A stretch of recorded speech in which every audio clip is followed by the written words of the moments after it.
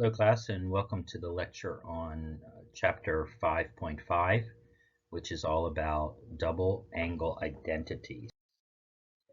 We're going to look at these identities. We're going to solve some application problems.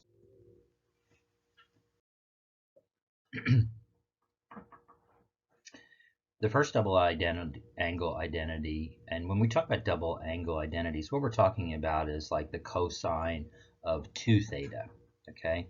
So we're going to use the cosine sum identity to derive this. So for example, the cosine of 2a is also equal to the cosine of a plus a. Well, we have the cosine sum identity, and so we can use that. So the cosine of 2a is equal to cosine a minus sine a, or cosine squared a minus sine squared a.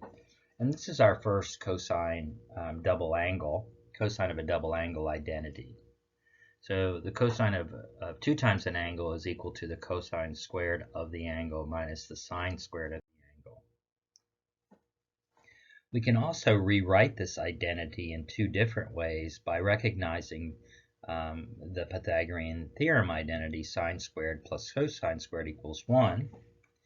And so what I can do here is I can manipulate this Pythagorean identity to solve for cosine squared, which is 1 minus sine squared, and then substitute it in here, and that's exactly what I've done. So notice I have 1 minus sine squared, which of course gives me 1 minus 2 sine squared, which is our second double angle identity for cosine. I can also do the same thing, recognizing that sine squared is 1 minus cosine squared, and substitute it back into that original identity. And so here I get cosine squared minus 1 minus cosine squared. Well, minus a minus is plus. So in this case, I get 2 cosine squared a minus 1. And so these are our 3 cosine identities. The first one at the top, cosine squared minus sine squared, or 1 minus 2 sine squared a, or 2 cosine squared a minus 1. All 3 of those will work, and you can use any one, and you should come up with the same exact.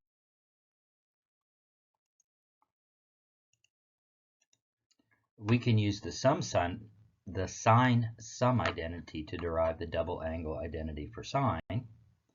So the sine of 2a, again, is the sine of a plus a. We apply the sine sum identity, sine a, cosine a, sine a. Notice these are the same. I don't really like how they've done this. It's really sine a, cosine a, plus sine a, cosine a, because you can switch each of the factors and don't have a different answer. And so we just get 2 sine a, cosine a. So the sine of 2a equals 2 sine a, cosine a. And finally, we can do the similar with tangent. And when we do this, we get 2 tangent a over 1 minus tangent squared a. And this is our final double angle identity. And these are all of the angle identities together on one page. You'll notice that there are 3 different versions of the cosine identity, and we can use them in different kind of fashions, if you will. So let's look at our first problem here. Okay, we have the cosine of theta equals 3 over 5, and we know that the sine of theta is less than 0 or negative. So we need to find the sine of 2 theta, the cosine of 2 theta, and the tangent of 2 theta. Okay? Well, if we try to find the sine of 2 theta, remember that the sine of 2 theta actually equals 2 sine theta cosine theta. We have cosine theta, but we do not have sine theta. So the first thing we have to do is to find the value of sine theta, and then we can plug it into our double angle identity. Okay? Well, we know that sine squared plus cosine squared equals 1. So we can find sine squared by using the value for cosine squared. So we get sine squared plus 3/5 squared equals 1. And this leaves us to sine squared equals 16 over 25, or sine equals plus or minus 4 over 5. When we take the square root of 16 over 25. We know that sine is negative, so we just pick the negative value here. So now we can use the double angle identity for sine and just plug in the values. The sine of 2 theta equals 2 sine theta cosine theta. Well, we got the value for sine theta here, negative 4/5. And we were given the value of cosine theta, which is 3/5. So we just plug in the answers and find our value here. Okay. Now we can find cosine 2 theta. We can use the first double identity angle for cosine, although we can use any of the three forms. Okay. Well, cosine 2 theta equals cosine squared minus sine squared theta. And we now have both cosine theta and sine theta. So we plug in those values. I don't like how they've done this. 3/5 squared is 9/25. 3 squared is 9. 5 squared is 25. And then sine theta, sine is negative 4/5. Sine of 4 squared is 16. 5 squared is 25. And negative times negative is positive. So we have minus a positive, or minus 16/25. And so when we do this, we can see that our cosine of 2 theta is negative 7/25. Now we can find tangent. To find tangent, we need to use the tangent double angle identity. Well, tangent equals sine over cosine. So we can just plug these in. And remember, when you have a complex fraction, this is the numerator divided by the denominator.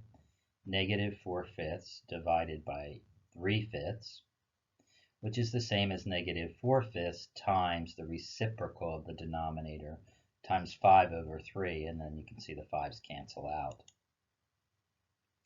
Once I have the tangent, all I need to do is plug that in for tangent theta and then calculate, and I get 24/7.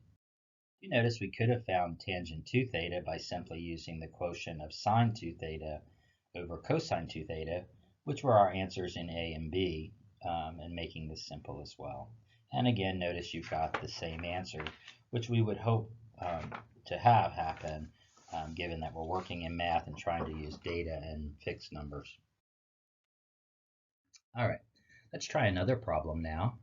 Here we're trying to find the values of the 6 trig functions of theta, okay, given that cosine of 2 theta equals 4/5, and that our angle is in the second quadrant between 90 and 180 degrees.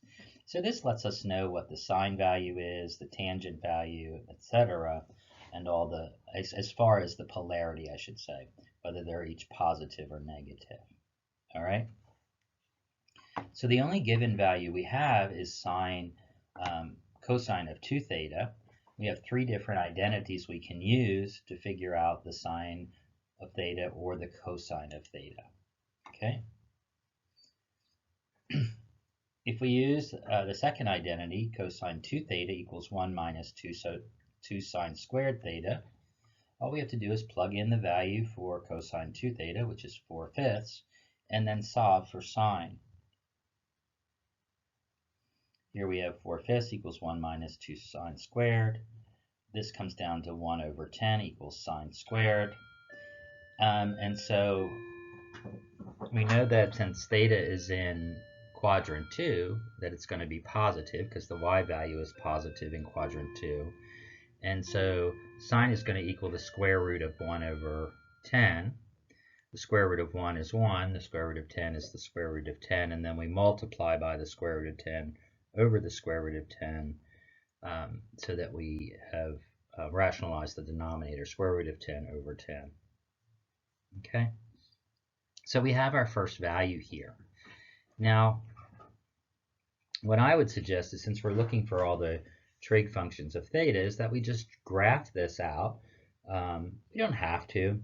We could figure out cosine by doing sine squared plus cosine squared equals 1. But if we graph it out, we can build a triangle in quadrant 2 and then use all the measurements. For example, we know that sine equals the opposite over the hypotenuse. So the opposite side is equal to 1, and the hypotenuse is equal to the square root of 10. So if Remember, we're in quadrant 2, so here is our theta. But when we're dealing with the triangle, we're using the reference theta, which is the same. And so again, the sign is opposite over hypotenuse. The opposite is 1, square root of 1, and the hypotenuse is the square root of 10.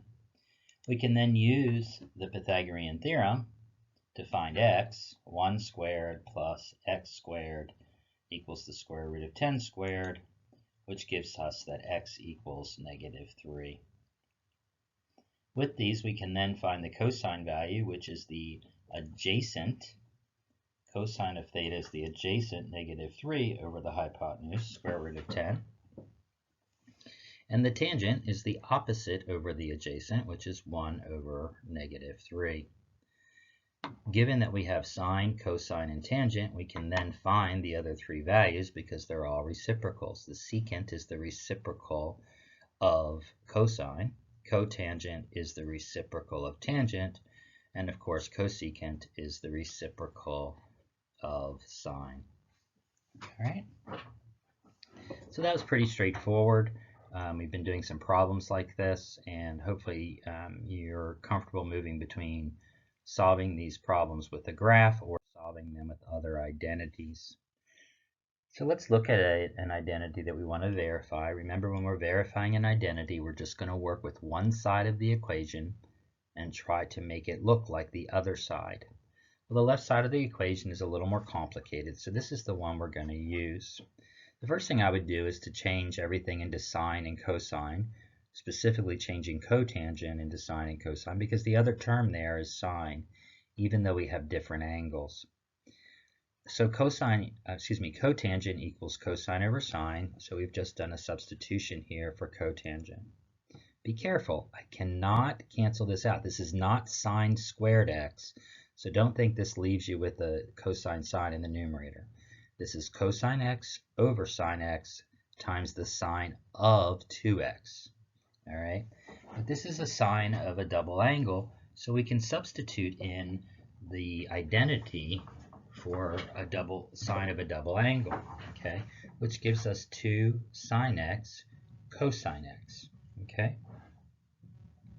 Well, here we can see that the sine x, if we put this everything in the parentheses over 1, it shows that all of this is in the numerator, and so now we have a sine x in the denominator and the sine x in the numerator, which will cancel out.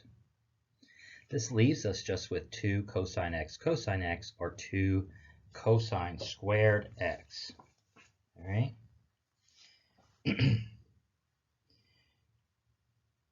Well, sometimes we have to manipulate these things around. Remember that the cosine of 2x is equal to, this is our double angle identity for cosine, equals 2 cosine squared x minus 1. So we're trying to find a value for just 2 cosine squared x, which is in this identity. So if we add 1 to both sides, notice that 2 cosine squared x equals 1 plus cosine 2x, which we can then substitute in, and now we've met the right side of the equation. We have the same answer, okay? So you have to be comfortable enough to recognize, hey, I'm looking for this bit, it's inside of here, so I'm going to have to manipulate this identity a little bit with algebra so that I can do the final substitution. All right. So let's look at how we can simplify expressions with different identities, and we're going to kind of do this all along. One thing I want to say here, though, is that these are not two different variables, capital X and lowercase x. It's just a typo when they created the PowerPoint files. All right. So one of the things you're going to do is, I'm going to call this go fish. You have an expression here and you're trying to simplify it. And so what you need to do is go to your identities, all your identity lists, and at the back of the chapter 5, I would print off the summary of the chapter because it has all of the identities there. So we're specifically looking for an identity that has cosine squared minus sine squared. Well, there is one. Cosine squared a minus sine squared a equals cosine 2a. As soon as we have that, we can kind of compare the two, And we can see that when we look at the left side of the equation, it lines up really well with a being equal to 7x. So all we have to do is then think of, well, if a is 7x, then what is the right side of the equation going to be? We get cosine squared 7x minus sine squared 7x is going to equal 2 times a, and remember a is 7x, which gives us cosine of 14x. And we're done. It was that simple. And this idea of go fish, hopefully will help you, because what you're trying to do is identify the pattern. Which identity does this pattern exist in that I can then use the other side of the identity to simplify my equation. So here we're going to do it again. We have sine of 15, cosine of 15, go fish, and see if you can find an identity which has a sine times cosine. It's a good time to pause instead of just watching me do all the problems. See if you can do a similar problem like the one we just did. Okay? Well, of course there is one. There's 2 sine A cosine A equals sine 2A. Now, we have the product of a sine and cosine, but notice we have a multiplier of 2. And we want this to look exactly like the problem we have here. So if I want to get rid of this 2, I'm going to multiply both sides of the equation by 1/2. And what I'll end up with is the sine of A times the cosine of A equals 1/2 times the sine of 2A. Well, now I can see it lined up, and sine 15 cosine 15 is similar to sine A cosine A, where A is equal to 15. Well, now I can simply substitute that in to the right side of the equation and simplify my problem. So here I get 1/2 times the sine of 2 times 15, which is A, or 1/2 times the sine of 30. Well, the sine of 30 is a known angle, and the sine of 30 is actually equal to 1/2. So we can substitute that value in there, and we get 1/2 times 1/2, or 1/4. Okay? Again, it's really key. The hard part in these is the go fish part, which is trying to identify an identity that looks like the problem you're trying to solve, or to simplify. Okay? So the next group of identities is when we have a product and we want to change it to a sum. So we're first going to add the identities for the cosine of A plus B and the cosine of A minus B to derive the first one. Okay? So here we have the cosine of A plus B, cosine A, cosine B minus sine A, sine B, and the cosine of A minus B, which equals cosine A, cosine B plus sine A, sine B. Okay? So if we add down, on the left side we get cosine of A plus B plus the cosine of A minus B, and on the right side, notice the sine A, sine B cancels out, and we're just left with 2 times cosine A, cosine B. And so this is the idea of moving from a product, which is on the right, to a sum, which is on the left. Okay? And so if we're really trying to move just from the product of cosine and cosine of different angles, then notice we can again multiply both sides by 1/2, and we get this final identity for changing a product of cosines to a sum. Okay. Similarly, if we subtract cosine A plus B from cosine A minus B, this gives us another product to sum identity. Specifically, when we're subtracting, we get the sine of A times the sine of B equals 1/2 cosine A minus B minus cosine A plus B. Okay. Using the identities for sine A plus B and sine A minus B in the same way, we obtain 2 more identities. Sine A cosine B, or cosine A sine B. And here, the first one we have, when it's sine cosine, we have a sum, and when it's cosine sine, we have a difference. So these are the 4 different product to sum identities that we're using in this chapter and section. Okay. Write for cosine 75, sine 25 as the sum or difference, etc. So again, we're playing Go Fish. We see we have a product of cosine and sine, specifically where cosine is in the front. Okay, so notice that we're going to use the second identity, which is cosine sine. Cosine sine equals 1/2 sine a plus b minus sine a minus b. Okay. Well, and that would be where 75 is angle A and 25 is angle B.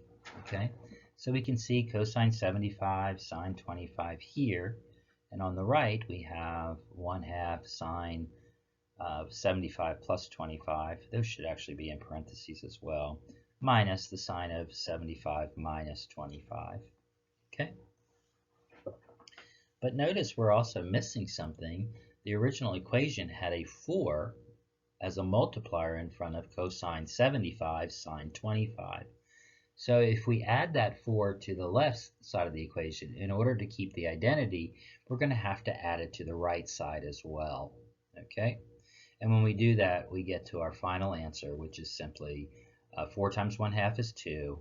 75 plus 25 is 100, so we get 2 sine 100 minus 2 sine 50, which is the 75 minus the 25. Okay, so again, this is really a game of Go Fish. You figure out the identity that matches the expression you're looking at. You make it match up, sometimes by multiplying. In the last one, we had to divide by 2 or multiply by 1/2 till it looks like our original expression, and then we can do the substitution. We can also go the other way around where we have sums and create products. And I'm not going to go through the derivations of these, but these are the 4 here where we have a sum of 2 sines or a difference of 2 sines, or the sum of 2 cosines or the difference between 2 cosines. Okay. All right, and here we're turning a sum or a difference into a product. Write 2 sine theta minus sine 4 theta as a product of 2 functions. Hey, look at that. We're right back at Go Fish. Well, this is the sine of one angle minus the sine of another angle, and this is directly the identity, 2 cosine A plus B over 2 sine A minus B over 2. Well, in this problem, A is equal to 2 theta, and B is equal to 4 theta. So we can immediately plug these values in. A plus B, 2 theta plus 4 theta, A minus B, 2 theta minus 4 theta. Okay, just by substituting those in, now we're going to simplify. 2 theta and 4 theta is 6 theta over 2, which is 3 theta. 2 theta minus 4 theta is negative 2 theta over 2, which is negative theta.